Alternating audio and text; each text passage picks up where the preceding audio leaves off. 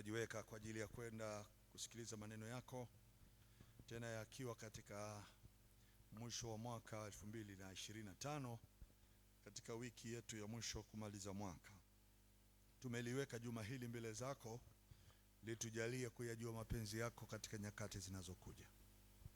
Tunatamani kuingia katika nyakati ambazo katika kila kitu ambacho Mungu umekificha katika nyakati hizo kwa ajili ya watakatifu kikapate kufunuliwa na tukayaishi yale Mungu ndani yake tutafurahia na ndani yake tutaona amani. Asante kwa huo upendo mkubwa ndani ya Kristo tunapokwenda kuingia kwenye nyakati hizi za baraka ulizoziweka ndani ya Kristo kwa ajili yetu. Neema yako ikapate kufunuliwa kwa ajili yetu tangu sasa katika jina la Yesu Kristo. Amen. Tumpe Yesu makofi. Haleluya. Naweza kukaa. Shalom. Jioni nzuri. Kwa neema ya Mungu kulikuwa na mvua kidogo huko tulipotembea.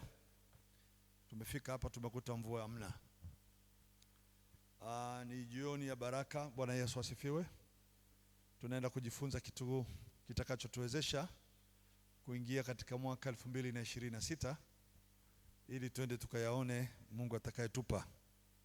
Mara zote tumekuwa na tabia mwaka kabla hujaingia tunapenda kujua tunaenda kuingia mwaka na kitu gani, au mwaka huo tunaenda kupokea kivipi, na au mwaka huo utakuwa ni wa aina gani. Mara nyingi maneno hayo nimekuwa nikiyafuatilia mimi binafsi kwa yale naye yahubiri au yale ninayo yasema kuhusu mwaka. Bwana Yesu asifiwe. Yote hayo nimekuwa nikiyasikiliza Mungu anayoniambia na yaona na kiashuhudia yale Mungu ananiambia yakitokea. Sasa basi, kwa sababu ni jioni nzuri ya kuanza wiki yetu ya semina, tulikuwa na watu wengi pia katika mitandao ya kijamii wamekuwa wakiulizia ni nini unacho kwa ajili yetu. Wengine wamesema umekuwa kimya kwa kipindi hiki kirefu cha mwezi mzima kwa sababu ya safari ilizokuwa nazo. Na kwa kweli nilikuwa kimya kwa sababu nilikuwa kwenye maeneo ya huduma nje ya nchi ya demokrasia ya Kongo, na nimerudi hivi juzi kushinda jana. Bwana Yesu asifiwe. Kwa sababu hiyo basi, hebu twende tujifunze na tupokee kilichoko mbele yetu. Haleluya. Hebu fungua na mimi Mithali 16. Mithali 16.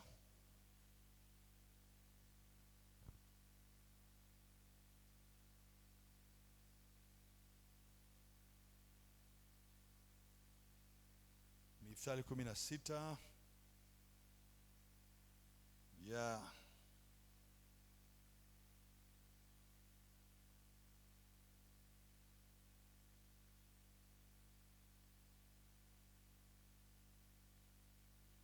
Ni usome ule mstari wa 3. Mstari mmoja wa 3. Mkabidhi Bwana kazi zako na mawazo yako yatathibitika. Mkabidhi Bwana mawazo yako, kazi zako, na mawazo yako yatathibitika. Nilipokuwa nikichunguza andiko la kuweka kama msingi, lilinijia jambo linaloitwa kazi ya mtu.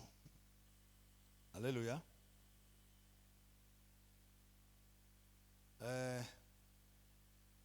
Commit your works to the Lord and your thoughts will be established. Commit, sijui commit ni lugha gani kwa Kiswahili au kumkabidhi. Commit your works to the Lord and your thoughts will be established. Bwana Yesu asifiwe. Kwa Ayubu 22 anasema hivi. Hebu tusome Ayubu 22. Ayubu 22 mstari wa 28. Kuna 22, 28. Ayubu 22, 28 anasema, nawe utakusudia neno, nalo litathibitika kwako, na mwanga utaziangazia njia zako. Ukianza ule mstari wa 27, utamwomba yeye naye atakusikia, nawe utazitimiza nadhiri zako. 28, nawe utakusudia neno, nalo litathibitika kwako, na mwanga utaziangazia njia zako. Bwana asifiwe. Lugha ni ngumu sana. Lugha yoyote, iwe Kiswahili iwe kwa lugha nyingine yoyote, lugha ni ngumu. Lakini mnenaji anazungumza jambo ambalo linaweza likawa kwa mhitaji. Mhitaji yupo, na huyo mhitaji ana mambo anayotamani kuyafikia, kuyatimiza au kuyatenda. Mhitaji anapokuwa katika hilo eneo anakosa njia ya jinsi ya kuanza na jinsi ya kumaliza. Kwa hiyo mwandishi akatoa maneno. Katika maneno ya mwandishi anasema hapa juu ya wazo la kukabidhi nani akusaidie, nani akuonyeshe njia. Kwa hiyo mwenye mahitaji anapewa wazo. Haleluya. Mwenye haja, sijui nisemeje, mimi nina mawazo. Haleluya. Lakini mawazo yangu sijui nitawezaje kuyaleta katika reality. Nitawezaje kuyaleta katika uhalisia? Sasa mawazo yangu yamekwama. Mawazo mazuri ya uhakika sana, lakini nitayatoaje kutoka katika akili zangu niyaingize katika uhalisia na yaweze kutokea katika eneo la kufurahisha maisha yangu. Hapa akasema utakusudia neno.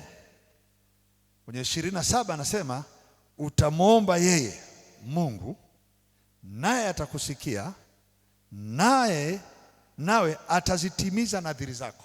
Kwa hiyo uhalisia uko hivi. Bwana asifiwe. Uhalisia uko hapa. Mungu tu katika asili yake anaiona kesho. Kwa mfano, haleluya, nachukua muujiza mmoja, sijui kwa nini nauleta kwenye fikira zangu. Siku moja yawezekana kulikuwa na familia ya mama Mariam au ndugu au marafiki walikuwa na harusi kule Kana. Kana kwa maana ya kusema lugha ya Kiebrania, Kana is the place of help. Sawa Kana kwa Kiebrania is the place to find your help. Unaenda mahali pale ili nipate kupata msaada. Naeleweka hii lugha Bwana asifiwe. Sasa muandaaji wa harusi hakuiandaa, pengine akaipeleka Kana. kwa lugha ya kwamba Kana, harusi yangu nisije nikaibika, nikapate msaada kwenye swala la ile sherehe, nisije kuaibika. Haleluya. Sasa ikaenda hivi. Bwana Yesu asifiwe. Kwenye ile harusi, Yesu naye na wanafunzi wake wakaalikwa kwenye ile harusi. Maandiko yanasema vile katika kitabu kile cha Yohana sura ile ya 2. Yesu naye na wanafunzi wake, tena wakati huo Yesu alikuwa bado hajapata wanafunzi 12. Mpate kuangalia kama maandiko vizuri utakuta alikuwa na wanafunzi kama 5. Bado hata ministry haijaanza, bado hata hajaanza kutokea, alikuwa na watu kama grupu lake vile anayotembea nao 5. Kwa hiyo wameenda Kana kwenye sherehe, so ya kwao kuna mwenye sherehe mwenyewe, lakini mchovu. Harusi imeingia, watu wameanza sherehe, ghafla kinywaji kimeisha. Lakini kumbuka, mwenye harusi, bwana harusi au bibi harusi, kati ya hao wawili au kamati ya harusi walisema, harusi hii bwana, tukiipeleka mahali pengine tutapata shida, tupeleke Kana. Kana is a place of help. Naeleweka hii lugha Bwana asifiwe. Sasa wamesha kunywa, watu wa kwanza raundi haijafika katikati, wale wa kule nyuma wote hawajapata kitu cha kunywa. Waini imeisha. Divai, sio unasema divai, sio mvinyo umeisha. Mama yake Yesu akajua. Sasa sijui mama yake Yesu alikuwa ni master of ceremony au alikuwa ni mwenyekiti wa kamati ya vinywaji, sijui, lakini yuko master of ceremony. Akajua vinywaji vimeisha. Sasa wapi pa kupata msaada? Kana. Haleluya. Alijua kuna aliopo hapa ndo peke yake ukimwomba atatoa msaada. Bwana asifiwe. Sasa lugha yangu iko hapa. Bwana asifiwe.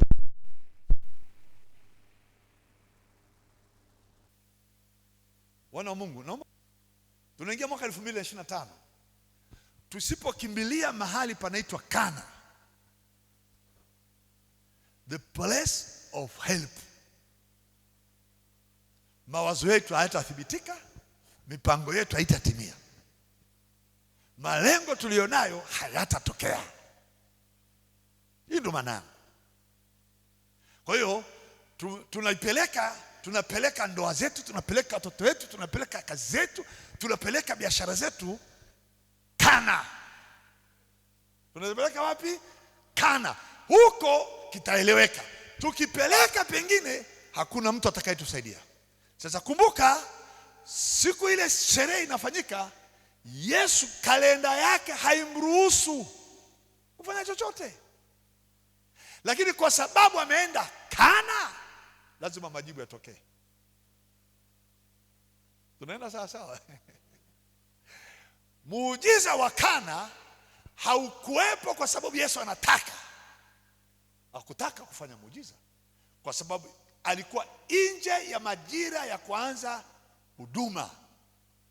Hakutaka kutenda muujiza wote. Lakini kwa sababu naye ameingia Kana, nani mwingine atakayeambiwa shida tulionayo?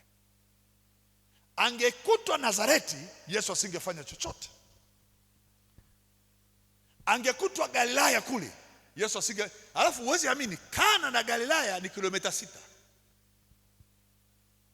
Unabaki hapo mahali ni karibu na hapa, lakini huwezi kufanikiwa. Tumetoka Arusha sasa hivi, mvua inanyesha mpaka kuna mahali pa kupita. Lakini tunafika airport hamna mvua. Napiga simu huku nauliza, jamani huko kuna mvua? Anambia tena kukame kabisa. Na sisi tumepita huko, gari haioni mbele, tunawasha mataa. Muujiza huko hapa tu mbele hapo. Wewe hutaki kusogea. Sasa harusi kahamishwa ikapelekwa Kana. Na mimi nataka tuyachukue maisha yetu tuyaingize Kana, mahali ambapo hapo Kana hapo tukimwomba atasikia. Haleluya.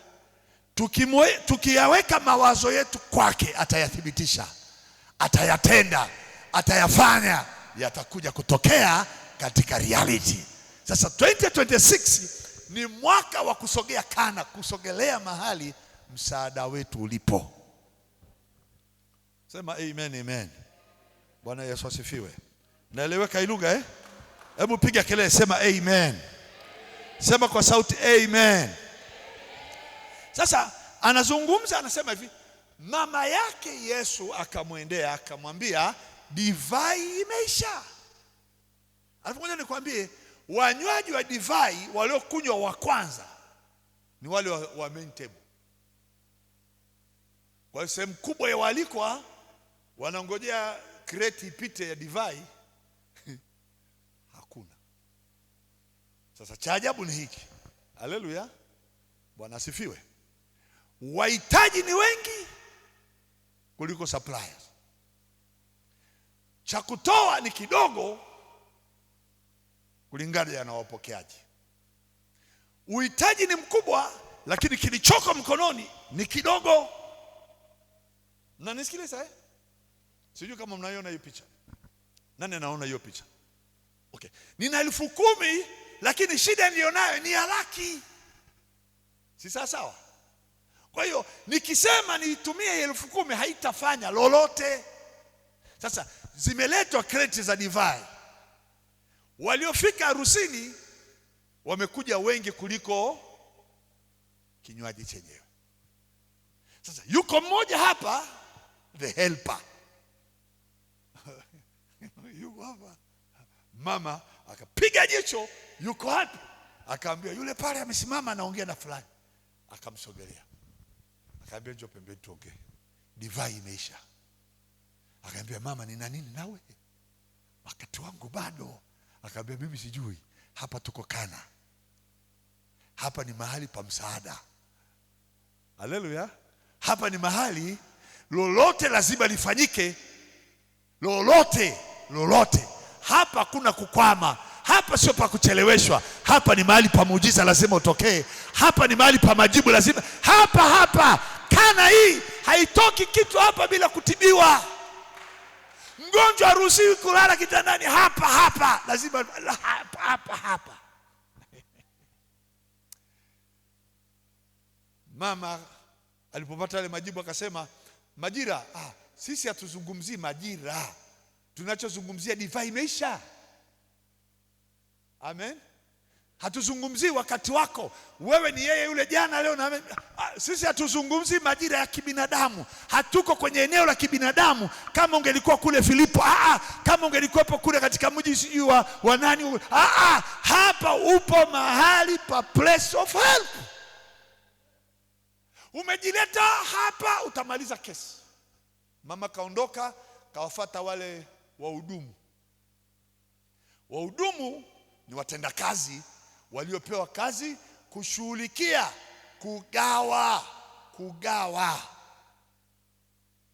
kugawa sio nisemeje, to provide vinywaji kwa wanywaji.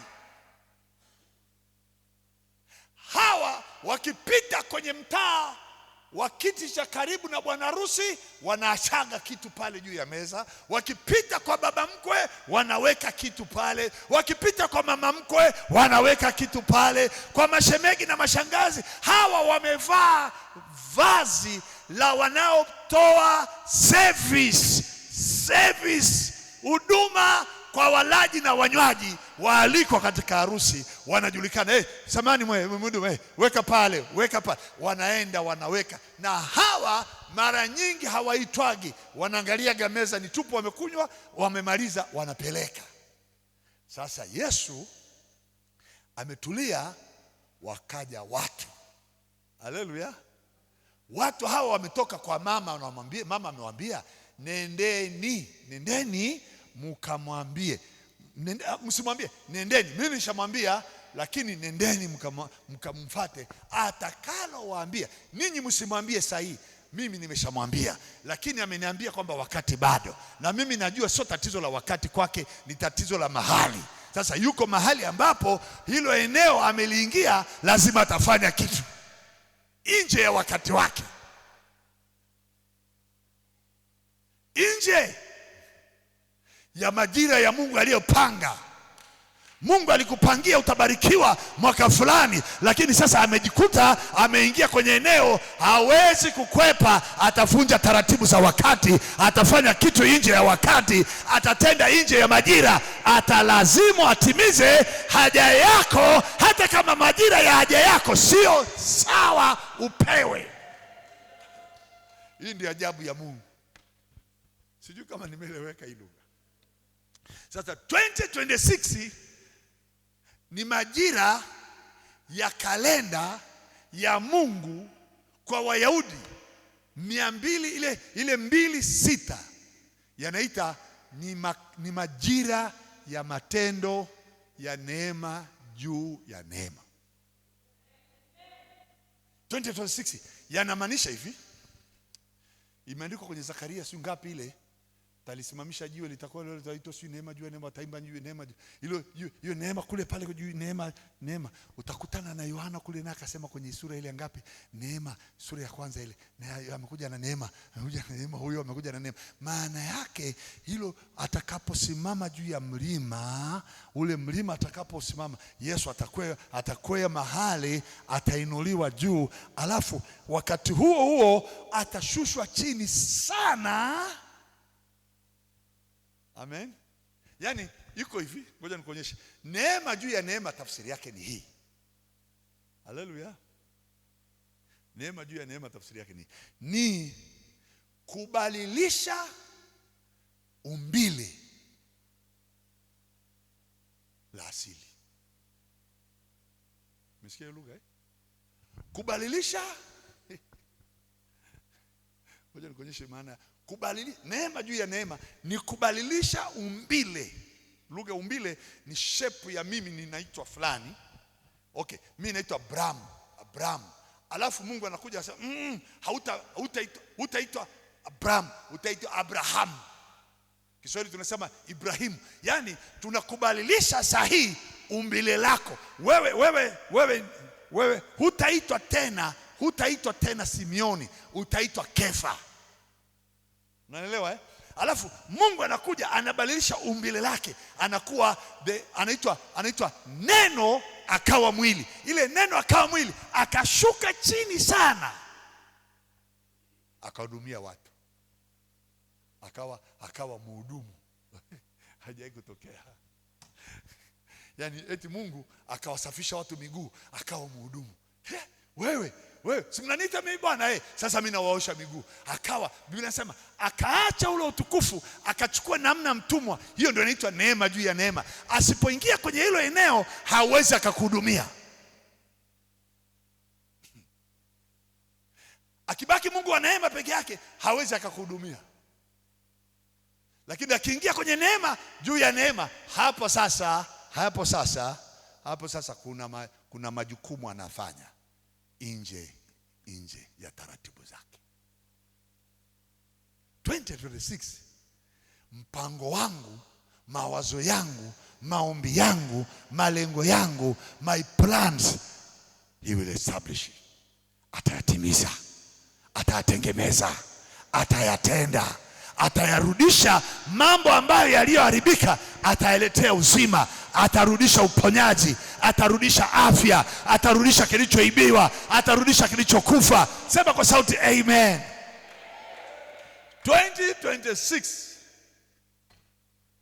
is a place of help. Ni majira ya Kana. Majira yangu bado. Mama kaambia nendeni. Kwa hiyo wale wahudumu wamevaa mikanda. Wamevaa nini? Mikanda yanasema nitume mimi. Wakafika kwa nani? Kwa Yesu. Si mhudumu anasema nitume mimi au niulize mimi au nikusaidie. Imeandikwa nendeni. Hawajaomba. Nendeni mkachukua mabalasi.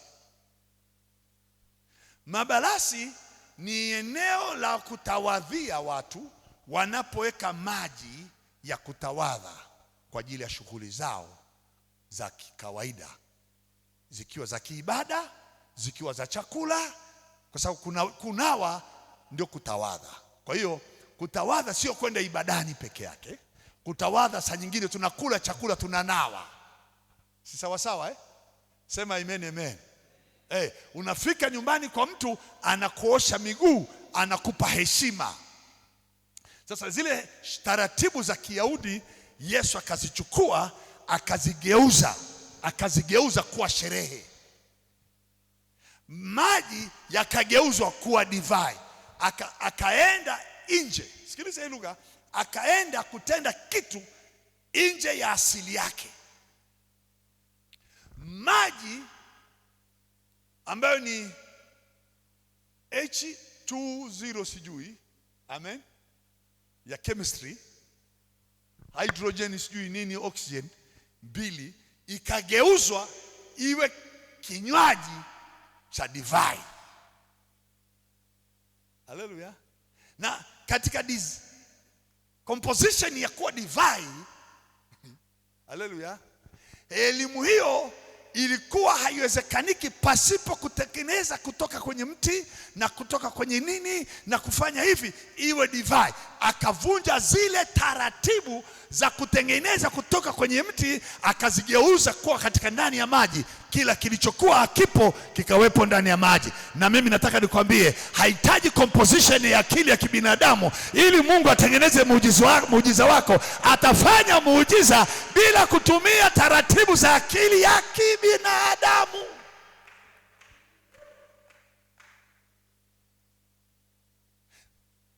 Wanaoitwa wanadamu wanasayansi ili jambo hawalikubali. Hawezi kulikubali. Itawezekanaje kutoka katika asili ya kuwa divai, mtu anywe maji, haleluya, yaliyochotwa kwenye bomba yamegeukaje? Tena yule aliyekunywa akasema hivi, hii mbona ni njema, hii mbona ni bora, hii mbona ni nzuri kuliko. Na mimi nataka nikwambie, ndivyo muujiza wa mwaka 2026. Mungu anageuza taratibu za asili. Akili yetu ya kibinadamu haitaweza kuelewa mambo yanafanyika, yanageuzwa hapo kwa hapo. Kilichokuwa hakina uhai kinapata uhai katika eneo ambalo kifo kilisema huu ni wakati wangu mimi, sasa nitawale. Hapo kifo kinaambiwa tumebadilisha majira, tumebadilisha wakati. Umasikini ulitengenezwa. Kuna umasikini unatengenezewa. Kuna umasikini mtu anatengenezewa. Unatengenezewa umasikini maana wewe kwanza ni nani, uwe na hela. Sasa ukishatengenezewa umasikini, uchawi unajua kutengeneza wakati.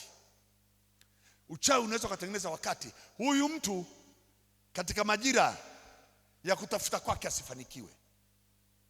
Ngoja nikwambie, vyovyote vilivyotengenezewa wakati vitasimamishwa nje ya wakati ule, vitageuzwa. Kila kilichoinuka katika wakati wako kitabadilishwa kiwe kitu kingine nje ya wakati wa kibinadamu. Mungu aingize kitu ambacho nje ya mapenzi yetu, nje ya wanadamu walichotupangia, nje ya maadui wanachotuwazia. Mungu atatuwazia mema wakati maadui wanatupangia mabaya. Atayageuza mabaya yao kuwa mema. Haleluya. Sema amen amen. Kwa kwangu ninachokiangalia 2026 ni mwaka wa the place of help. Nimekwambia neno kana, C-A-N-A, kana kwa maana ya Kiebrania ni mahali msaada wako utaupata. Haleluya. Sasa na mimi nikasema hivi, is to be wise. Kuwa mwenye hekima ni kuandaa sherehe yako, kuandaa kazi yako, kuandaa biashara yako, kuandaa nyumba yako. Majira ya 2026, wengine wakifeli, wewe usifeli. Peleka harusi yako, peleka biashara yako, peleka kazi yako, iweke kwenye mji wa Kana. Hapo hata kama kungekuwa na kizuizi, hata kama kungekuwa na sababu, hata kama kungelikuwa na kitu kitakachokuzuia wewe usizalishe biashara yako isizae, itazaa hata kama ni nje ya wakati. Haleluya. Sijui kama lugha yangu inaweka sawa. Mimi naona ulimwengu mwingine niko so far away kwenye ulimwengu huu wa kufikiria nani atanisaidia, nani yupo. Mimi nimehamisha sherehe, nimehamisha shughuli, naichukua huduma yangu ya nyumba ya Abrahamu, nimeipeleka Kana. Maji lazima yawe divai, lazima hapa watu wale, lazima watu wanywe, lazima watu wafurahi, lazima watu washerekee. Sema kwa sauti amen. Oh my God. Hapa tutaenda kwenye mbio za kushindana. Mimi nimechagua shughuli zangu zote zikae katika mahali panaitwa pa msaada. Sasa ndio maana maandiko haya yamesema, haleluya, anasema hivi, utakusudia neno nalo litathibitika, na mwanga utaziangazia njia zako.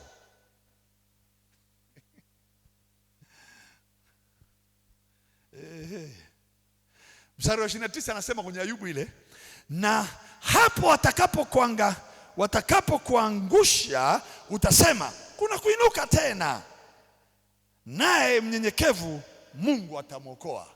It's a place of help. Atamwokoa huyo na asiye na hatia, naam utaokolewa kwa sababu ya usafi wa mikono yako. Bwana Yesu asifiwe. Tunaenda sawa watu wa Mungu? Hebu sema niko kwenye eneo la msaada. Sema lazima nisaidike. Anasema kule kwenye Mithali, mkabidhi Bwana njia zako. Mama akampelekea Yesu divai imeisha. Akamaliza, akaambiwa mama muda bado, akaondoka. Akasema no way. Hakuna cha kusema muda wakati tuko Kana. Mama alipoondoka, mama akatoa assignment. Nendeni kwake sasa, atakalowaambia fanyeni. Wale wahudumu wakajipeleka mbele, hawajaambiwa waombe, hawajaambiwa wasali, hawajaambiwa nendeni mkanene kwa lugha, waliambiwa nendeni tu kwake. Wamefika kwa Yesu, Yesu anaangalia vipi tena? Hawa jamaa mbona wamenizunguka? Hawa ni nini? Nendeni mkajaze mabalasi. Msiniangalie hapa, kajazeni mabalasi. Na ndivyo nataka nikwambie hivi, kilichokuwa kinaonekana hakifai kwa ajili ya matumizi, kitageuzwa kwa ajili ya matumizi ya Mungu, ili Mungu atukuzwe kwa ajili yako. Patafanyika muujiza mahali ambapo hapatoki kitu kizuri, kitatoka kitu kizuri. Mahali ambapo aibu inakaa, patatokea heshima. Mahali ambapo pana maisha yasiyokuwa na heshima, ndipo heshima itakapotokea. Haleluya. Anasema Bwana amefanya kila kitu kwa kusudi lake. Naam, hata nirudi, mkabidhi Bwana, niacha njia. Anasema mkabidhi Bwana kazi zako. Mkabidhi Mungu. Nilisema tena, kuingia kwenye 2026 ni majira ya mabadiliko ya kitu katika asili yake. Haleluya. Nimefuata hii kanuni kwa kumwomba Mungu kwenye 2026. Ni nini Mungu anafanya 2026? Anaenda kunibadilisha. Amen. Anaenda kunibadilisha mawazo yangu ya unyonge, ya udhaifu, ya mawazo yenye nguvu pia. Haleluya. Kuna kitu ambacho sikuweza kukifanya kwa miaka yote, lakini 2026 nitaenda kukifanya. Tunaenda sawa sawa watu wa Mungu? Hebu sema nitakifanya. Hivi nataka usiruhusu. Ngoja nikuonyeshe. Wakati Yesu anawaambia wanafunzi wake, tununue wapi chakula watu hao wapate kula? Tununue wapate kula.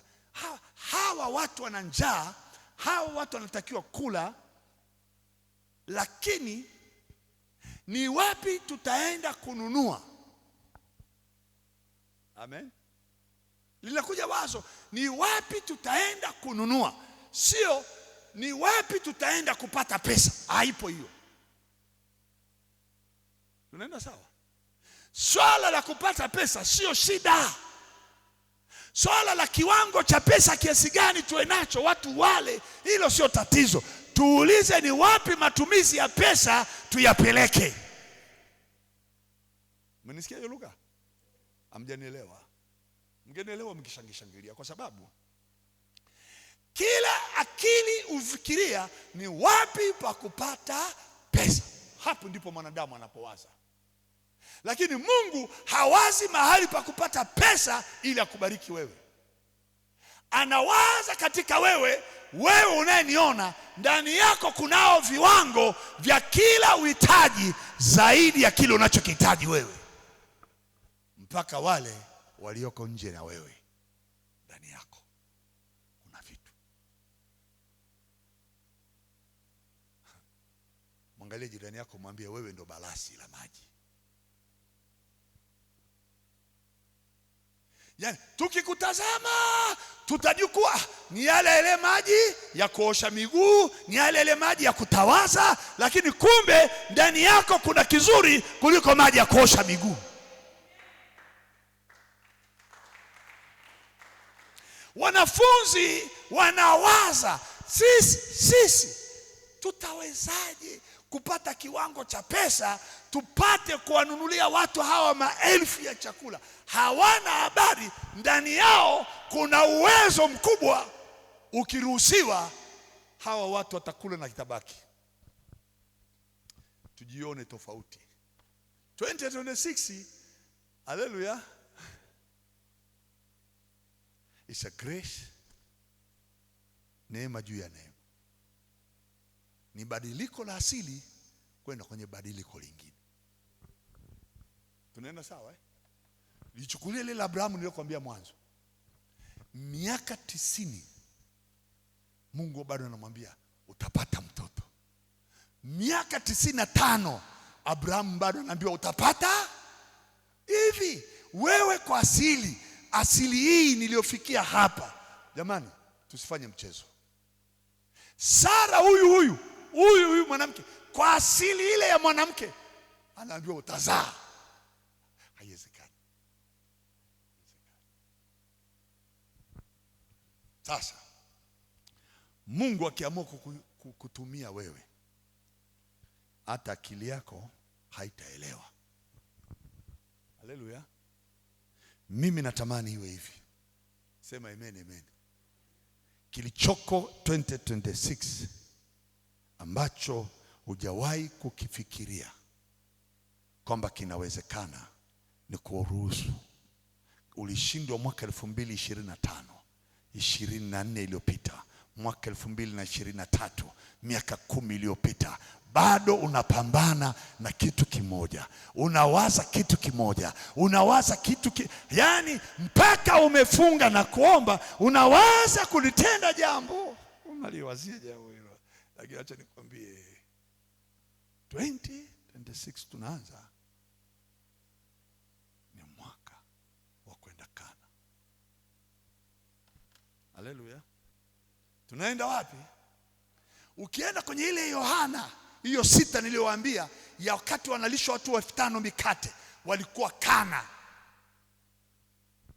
Pale alipofanya muujiza wa maji kwa divai, alikuwa Kana. Wanafika pale, wanaulizwa wanafunzi, tununue wapi? Unapiga mfukoni, hata asili ya shilingi huna. Alafu unaulizwa swali. Mtu mmoja anaitwa Filipo akamwambia mwalimu, hata dinari 200 haitoshi.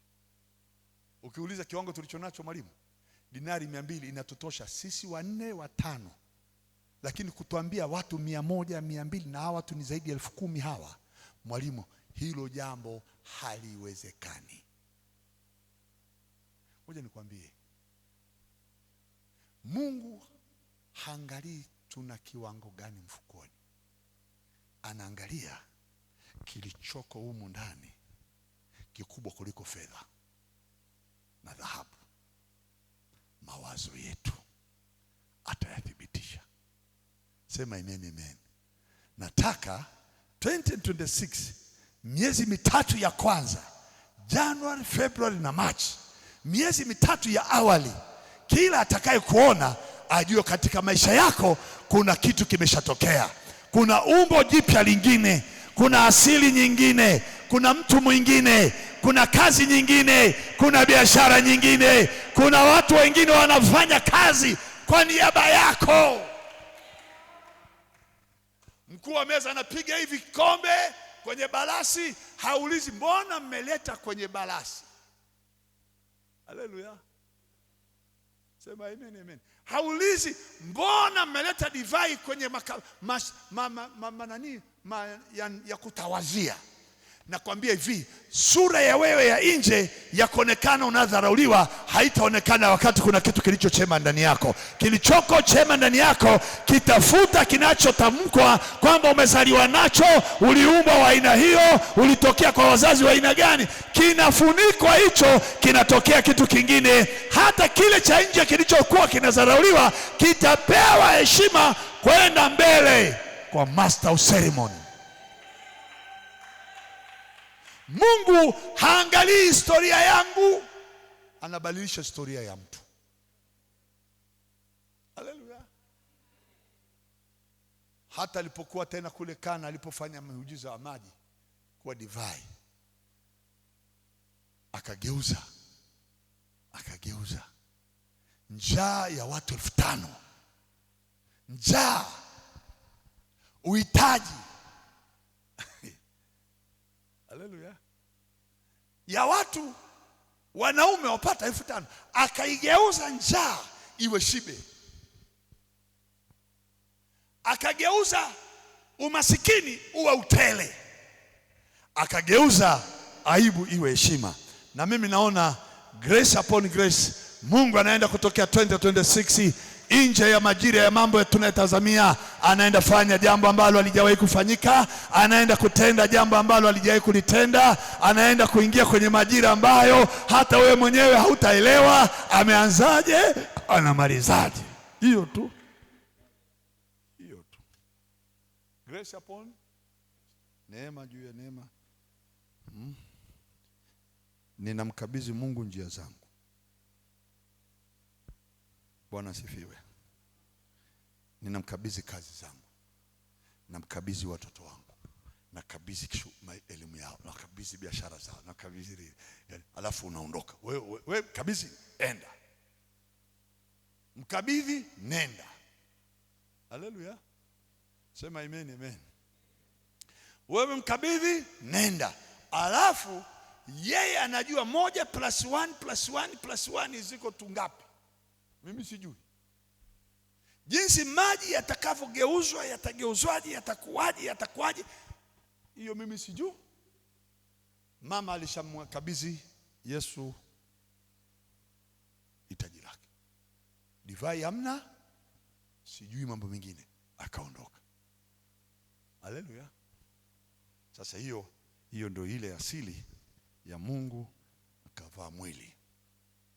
Neno kafanyika mwili. Pigia Yesu makofi mazuri.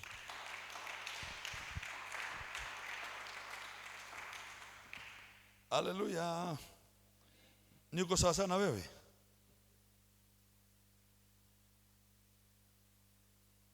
Nenda katika Ayubu 5 mstari wa 8. Ayubu 5.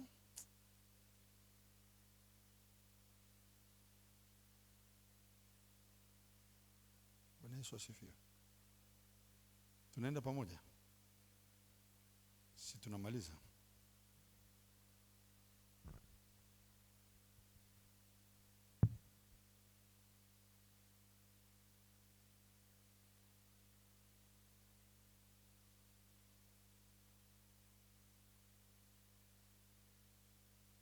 Ayubu 5 mstari wa 8. Jamani, ushamjua Mungu wako wala uogope. Anasema hivi, lakini mimi ningemtafuta Mungu, ningemwekea Mungu dawa yangu. Kiswahili tasielewi. Yeye afanyaye mambo makuu yasiyotambulikana, mambo ya ajabu yasiyo na hesabu, atoaye mvua inyeshe juu ya nchi na kuyapeleka maji mashambani, awainue juu hao walio chini, na hao waombolezao ukuzwa wawe salama. Yeye huyatangua mashauri ya wadanganyifu, mikono yao isipate kuyatimiza makusudi yao. Yeye huwanasa wenye hekima katika hila yao wenyewe, na mashauri ya washupavu yaharibika kwa haraka. Wao hupatwa na giza wakati wa mchana, upapasa mchana vile vile kama usiku. Lakini yeye huokoa na upanga wa kinywa chao, hata kumwokoa mhitaji na mkono wake aliye hodari. Nirudi kule nyuma. Bwana asifiwe. Lakini mimi ningemtafuta Bwana. Lugha hiyo inasema hivi, and for me I will seek God, and I will commit my case to God, who does great unsearchable things, marvelous things without numbers. Yani anazungumzia yeye hufanya mambo makuu yasiyotambulikana, mambo ya ajabu yasiyo na hesabu. Hii inasimama na 2026. Hufanya mambo makuu. Moja ya mambo makuu anazungumza hapa katika kitabu cha Ayubu. Moja ya mambo makuu ni yale watu wametupangia mabaya, hayatatupata. Yale waliotutengenezea. Kuna watu hapa anasema hivi, anasema wainua juu hao walio chini. Ukisikia unainuliwa juu wewe uliyekuwa chini, maana yake kuna watu walikuweka chini na Mungu hakupanga uwe chini. Mungu anasema haiwezekani, nitaenda nitamuinua huyu aliyekuwa chini, nitamweka juu. Anasema hivi, yeye anayezuia mvua isinyeshe juu ya nchi, yeye ataleta mvua na maji atayamuru yaingie kwenye mashamba. Hii ni 2026. Kuna mambo yatafanyika ambayo hujawahi kuyaona. Akizungumza ataleta mvua juu ya nchi na maji yaende juu ya nchi, maana yake kipindi cha ukame kilichokuwa kimesimama na uoni dalili hata ya mawingu, Mungu ataleta mawingu yataleta mvua mahali ambapo watu walisema hapata nyesha mvua hapo kabisa, na atayaweka maji. Maana yake ataleta uhai katika kitu kilichokufa. Piga kelele, sema amen. Tena anasema hivi, anasema yeye huyatangua mashauri ya wadanganyifu. Ndugu yangu, ninazungukwa na watu, unazungukwa na watu. Haleluya. Hapa ametumia lugha ya wadanganyifu, lakini hawa ni watu wenye hila. Wameyatengeneza mambo, wametengeneza mipango. Inawezekana wameandaa mabaya, lakini Mungu anaenda kuyapangua mabaya, anayaleta mema. 2026 ni mahali pa msaada. Mungu anayatangua mashauri yao na makusudi yao mabaya kinyume na wewe hayatatimia. Yeye atawanasa hao watu wenye hila. Yeye atatangua mashauri ya wapumbavu walioyatengeneza kinyume na sisi. Watapatwa na giza maadui zetu. Sema amen, amen. wakati wa mchana. Haleluya. Watapapasa.